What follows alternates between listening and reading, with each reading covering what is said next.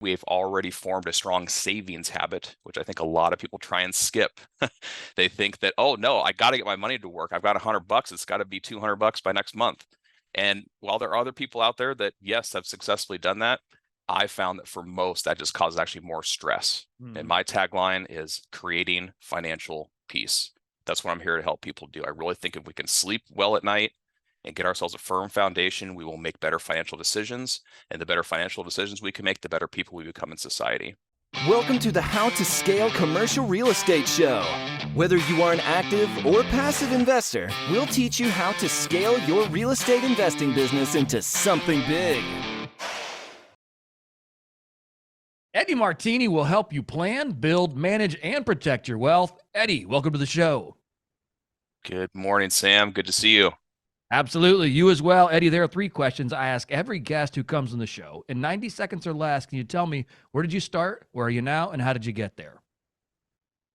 Absolutely. Yeah. So I think I started with residential, buying my first home in Lincoln, California, right before that area had really started its big boom. That was back in 2002.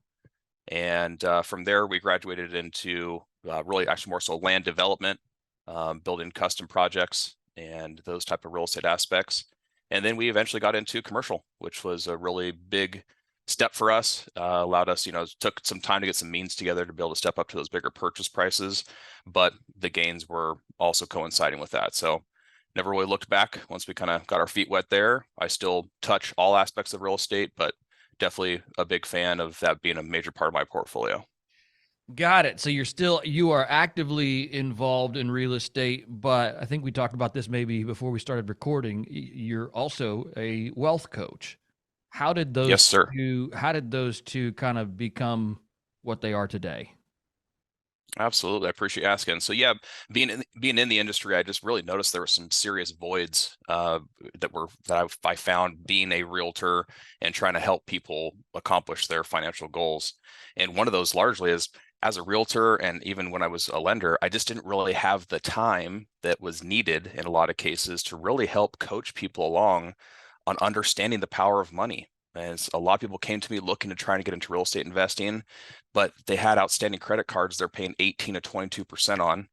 So I just felt like they kind of had their finances backwards. And I really wish I had the time and energy back then to dedicate to it. And now that's what I focused my time on since 2020, is really being able to take that necessary time to break down personal finance, separate the difference between good and bad debt. Then once we can understand that, how to get on the right side of compound interest, where we are earning it instead of paying it. And through strategic savings, we can put some money away, earn 4 to 5% compound guaranteed rates of return, and then leverage those savings to invest in things like real estate. Right. That makes a lot of sense.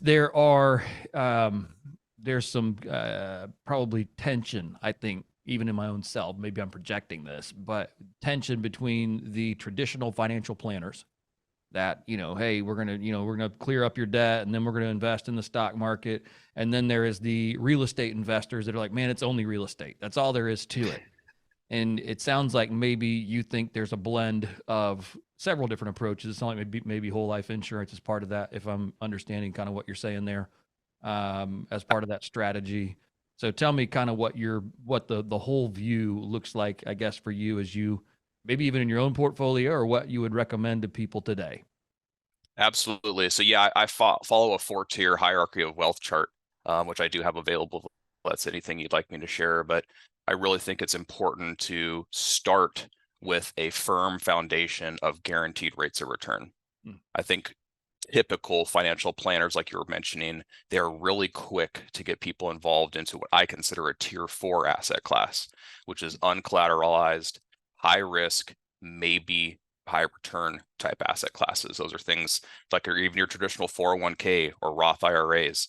They're still playing in that same game. Stocks, bonds, cryptocurrencies. These are all things that don't have a collateralized asset behind them. Right. You're kind of buying into ideas and, oh yes, I hope this is what things are going to come out to. Mm-hmm. Instead, I think if we can build a foundation, again, of not only create an emergency fund, because that's the first thing we have to do. We have to separate ourselves from an emergency.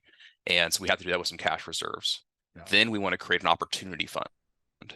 is our next tier. That's really an opportunity to invest in ourselves. And Sam, I'm sure you can agree, we are our number one asset at the end of the day. There's not going to be one investment out there that ever outperforms what we do cumulatively. Sure. And really, even that top performing asset, that's still credit to you and I, because we're the ones that made the decision to pursue and take advantage of that investment opportunity. But a lot of times it takes skill sets. It takes joining mastermind groups, people that are already doing it. And to do either of those things, it takes means to be able to invest in ourselves. So once we get our tier one established, which is our emergency fund, I think if you're employed, you want to have at least a 3-month pad just in case stuff hits the fan, where you can regroup, kind of get some wind back in your sails and then move forward. If you're self-employed, you should actually be setting your goal at closer to 12 months of reserves. Sure. Things happen when you're self-employed. You need that extra time to breathe. Once we get into tier two, we establish an opportunity fund, again, where we can invest in ourselves, maybe invest in a business we already have going. We might need to get some new equipment, new machines, or again, develop new skill sets, hire new people, whatever that may be. All of those things take means. So instead of locking our savings away, again, like we mentioned, those previous asset classes, 401k, Roth IRAs, which really those are set for long-term, way down the road, I think we need to empower ourselves, maintain access to that cash flow to, again, invest in ourselves and things we understand. Once we develop those skill sets and we've got ourselves feeling really confident and, hey, we can actually move forward with investing, and we've already formed a strong savings habit, which I think a lot of people try and skip. They think that, oh no, I got to get my money to work. I've got $100. It's got to be $200 by next month. And while there are other people out there that, yes, have successfully done that, I found that for most, that just causes actually more stress. And my tagline is creating financial peace. That's what I'm here to help people do. I really think if we can sleep well at night and get ourselves a firm foundation, we will make better financial decisions. And the better financial decisions we can make, the better people we become in society. And that's when we can finally enter into tier three. And that's where you and I find our sweet spot. Those are collateralized assets, things like real estate, maybe doing some private note lending with people where you still have a piece of real estate behind it that allows you to feel comfortable lending money to people, knowing you have the ability of recapturing an asset if and when maybe payments don't start coming back in. And then even things like commodities, like investing into oil, natural gas. Those have some great tax advantages, very similar to real estate. And that's what I'm all about. I want us to really think outside the box and start saying, okay, that's great. I have my ordinary income where unfortunately I'm kind of getting taxed to heck right now on those dollars. What are some other streams of income that I can add that are maybe more tax favored? And that's where I love these tier three assets, things like real estate, especially commercial real estate, where you have 39 years of depreciation that you can write off. And it's just an amazing, amazing asset class to get yourself into. And like I said, those commodities, you invest $100 into a new prospect for developing oil and collection of oil. Awesome. You've got $100,000 now you can put against the income that's coming off of that asset. So when we start seeing ways of having great tax planning in place, as well as combined with some great estate planning, we can start seeing that we can get into a position of owning nothing, but controlling everything. And that's what I like to get people into. Man, that's I love the. I feel like you've given this talk before. That's really good. That's really, really good. It was clear. I appreciate that too. It's like, hey, these are the four steps you move through. I think for many people, and correct me if I'm wrong, but these steps they feel daunting when you look at it. You're just like, my gosh, like most people, the kids are screaming at them. They're busy at work. They're this, they're that, the other. Like finding a way to carve out the time to create this plan is almost a hill too high to climb for most people. How do you overcome that? Oh, indeed. And I've been there and done that. And I remember at the very beginning of my journey and trying to climb out of major consumer debt when I was really just, again, playing the money game wrong. I did understand a little bit being in real estate, the power of leverage, but I still was leaving myself exposed to liability with carrying credit card and other consumer debts. So once we can get ourselves understanding that there's a difference between good and bad debt, I like to actually utilize a lot of Dave Ramsey's type of solutions there and getting that initial momentum developed. So I am a Ramsey certified master coach. And so I love the basics of what he teaches. I just think there's a certain point where he just falls a little bit off my radar, and I like to shift gears a little bit in that I do appreciate the value of leverage. And I think it's great. Yes, if you can spend 100%, put 100% down, I should say, on a piece of real estate, good for you. However, I think if you can take a step back and understand that, whoa, I could take those same dollars and 4 to 5x my efforts here. I think at the end of the day, you're going to see that there's going to be a lot more wealth accumulated by taking different steps there. But the initial steps of getting momentum built. And so things like getting your credit cards in order of your lowest payment to highest payment, not even worry about interest rate, just lowest payment to highest payment. That allows you to get that initial momentum going. And once those debts are cleared, it's amazing to see people go, wait a second, I do have $400, maybe even $1,000 per month that I was throwing away, that now over these past few months, I was able to scrub down and get cleared. I do have some money to put away in savings. And then they can start to see, okay, cool, after year 1, year 2, year 3, year 4, this is what compound interest looks like. Wow, I've never been on this side of the fence. This is cool.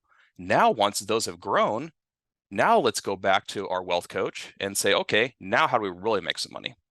And that's, again, where we start taking steps of, all right, well, now actually that you're talking about this, let's get some other things in place. And Sam, I'm sure you can agree that estate planning and tax planning play a major role in our success when it comes to all types of investing and all types of business. So we have to get those plans in place. Understand you do need a will put in place. You need to take that stress off of you and understand where things are going, where your children are going, all of that good stuff, if and when you pass. And then the next layer to that is developing a living trust. And that's what I mentioned before, where we can own nothing, but still control everything. And it's a beautiful puzzle once we get all these pieces put together that does appear. And it takes a lot of pressure off us because we're talking about money daily with our spouses. We're talking about money daily with our children, which are things that are not happening in American households on average. So we need to break that mold. I'm here to dispel the whole myth of trust fund babies. I think all of us should take a step back and figure out some sort of planning to put in place where there's going to be something left. I don't care if it's a $5,000 check or $5 million check that you're leaving behind. There should be something to show your children and or grandchildren that, listen, my elders took time to make sure that not only did they pass along property value, they pass on human life value to me. And that's how we can dispel that myth. And all those little steps from paying off the debt, starting to save, starting to see compound interest, to closing your first deal, all of that was just a snowball effect. But you had to take that first step of saying, hey, I need to reach out. What I'm doing today is not getting me where I want to go. So if I want to do something different about tomorrow, I need to make some changes. Where do I start? And so I actually offer free complimentary consultations to people, so there is no cost to really get that first initial conversation going and stirred up. And then from there, as long as we both parties agree that there's some value to be added, we can move forward in some one-on-one coaching sessions. And I work with a 3-phase system. It's super simple. Again, that first phase is free. Phase 2 is where we really master personal finance. And then phase 3 is when we get really excited. It's when we start building wealth, get some estate and tax planning together, and things go really well from there. I like the idea of focusing in on the estate and tax planning side of things. I think that's for so many people, it's an overlooked step, even for friends and family of mine that are very high income earners. The idea of either having income producing real estate that produces paper losses.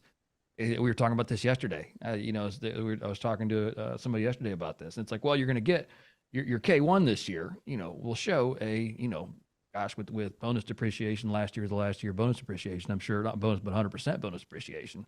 It's like, okay, so you put $100,000 in the deal and you're going to get like a $90,000 write-off or something like that in year 1, which was crazy. And they're like, well, yeah, I'm not sure I understand all that. I'm like, wow, you're this far along. And the idea of passive losses against an income producing asset has somehow eluded you. And it just goes to show the lack of education, I think, overall. What do you think about that? Oh, absolutely. 100%. I mean, a little known fact is people that are out there that are actual financial advisors, it is not a prerequisite when they're earning that degree to even for them to take a personal finance course. So the whole system, I think, is super backwards when it comes to this. They kind of go through their schooling and education. And then, of course, at the end of the day, they've got people behind them that are saying, hey, push this, push that. This is what's going to make you the income. And I'm not saying that people out there doing anything ill-willed. It's just these are the tools that they have in front of them. Right. And so they're basing things off average rate of returns instead of actual rate of returns. Most financial advisors don't even know what internal rate of return means. Right. They don't want to talk about that, because then all of a sudden you have to factor in their management fees, you have to factor in tax implications, and all of a sudden that S&P 500 average rate of return of 9.98 turns into maybe 6. At best. And I'm sorry, maybe 6 is not going to cut it for most of us when it comes to retirement. No, it's not going to cut it for retirement or even living expenses today, unless you just have an enormous sum of money earning that 6% a year. It's still not gonna move the needle in any really meaningful way. It sounds like, from all the different things that you've got going on here, from collateralized assets, uncollateralized assets, opportunity funds, getting, you're setting up your base of guaranteed rates of return. There's a lot of different, and then getting into your estate and trust planning and things like that. You have to incorporate a lot of other industry professionals alongside of you to get this kind of picture all put together for somebody. How have you vetted and found those people that you like to work with? Oh, absolutely. That's such a great point, Sam. Yes, this is definitely nothing I'm doing on my own. I consider myself as a wealth coach, kind of more of a hub. So I'm your central spoke there that all the outer spokes are going to be connected to. And it's just great to have me. I'm kind of your backboard. So you're going to be bouncing ideas off me. We're going to talk about things, talk it through. And then once an idea actually comes together and we do some math behind it and get through some truth concept software and really see, hey, what does this deal look like when it's standing on its own 2 feet? And they say, yes, we want to proceed forward. Absolutely. So we need to have trusted lenders in place. That's really the first step. And then you get connected to, so they know, all right, what is this really going to cost me to be able to finance these transactions? Next thing, you need a real estate professional. You need someone that whatever type of asset class you're pursuing, that person does this all day, every day. And luckily, with me being in both of those industries for over 2 decades, I know the questions to ask. And so I can actually help with that vetting process. So a lot of clients come to me and they say, hey, I already have a realtor friend or family member. And I said, that's great. Let's get connected and make sure that they're on par with what we need here. Sometimes it might just be a residential specialist. They've never even touched a piece of commercial real estate. And I'm not knocking giving a family member a shot. I'm just letting everybody know that at the end of the day, this is a business transaction. And you really have to try and set personal stuff aside. So sometimes what I can do is connect that friend or family member with a vetted commercial realtor, and they'll allow them to participate and learn along the way and even share in some of the commissions, which really is a win-win for everyone, because they now just help that family member get into a whole new exciting aspect of real estate and in a business that they're already involved in. So that works out really, really well. And again, the next thing we need to talk about, there is a difference between a CPA and a tax planner. So you have to have both on deck, and they need to be able to communicate well together. And so I have my network really across the nation and even into Canada to make sure that these vetted pros are available to have these in-depth conversations. And again, there's a big difference there. A lot of CPAs stand for can't protect assets, not certified public accountant. So you really have to take time to ask them the right questions. Since that's what really helps having a wealth coach, is we can do some role play together. We can say, okay, great. You're the tax person. I'm going to ask you some questions, and it's going to be a recorded call. So you can go back and write these things down. You can have our session on the background when you're vetting the CPA over the phone. Or again, if you want to do it together, great. We can spend time doing that together. And so it's really important to have all those, as well as an actual estate planning attorney. So that's kind of the final piece to the puzzle, is saying, hey, listen, we've got all these other professionals. We've found some properties that we want to secure. And they even come to me, they already have some properties secured in their possession. Great. I explained to them the liability exposure that's now in place and some steps we can take to get rid of that liability exposure. And that gets back to the point of owning nothing and controlling everything. So all of these kind of come together into a really cool synergy, and it's really powerful. And the more transactions you do, the more often you're talking to these people. And it's just like when we start, when you didn't even talk with your spouse about the monthly bills or the budget. Now all of a sudden you're a completely new person. You've shed your leaf, and you're just like, yes, this is what I do now. I talk about money because the more I talk about it, the more comfortable I am with it. And I love talking to these people, because guess what? When I'm on the phone with my real estate planning attorney, that means things are happening. I love having these calls now. I don't mind that, they're on retainer for $250 an hour. That's a good $250 to spend per hour, because I know I've got something on deck that's going to be 10 to 20x that. No, this is awesome, Eddie. Thank you for taking the time to come on the show today and really just break down for us your whole strategy, your approach, your thoughts on how to organize our finances, both personally and also inside of the real estate side of things as well. This has been a lot of fun having you come on. Learned a lot from you here today. If our listeners want to get in touch with you and learn more about you, what is the best way to do that? You bet. They can visit martinilegacy.com. That'll take them direct to the website there. And they can learn a little bit more about my past and history. There's also a calendar on there where you can schedule that complimentary consultation. And if you're on social medias, just look up at Martini Legacy. I'm all over the place. And then myself personally at Eddie Martini. And I try to put content on both of those to make sure people can access that as needed. Awesome. Eddie, thank you again. I certainly appreciate it. Pleasure, Sam. Thank you for having me on. Look forward to talking to you soon. Hey, thanks for listening to the How to Scale Commercial Real Estate podcast. If you can do me a favor and subscribe and leave us a review on Apple Podcasts, Spotify, Google Podcasts, whatever platform it is you use to listen, if you can do that for us, that would be a fantastic help to the show. It helps us both attract new listeners as well as rank higher on those directories. So appreciate you listening. Thanks so much and hope to catch you on the next episode.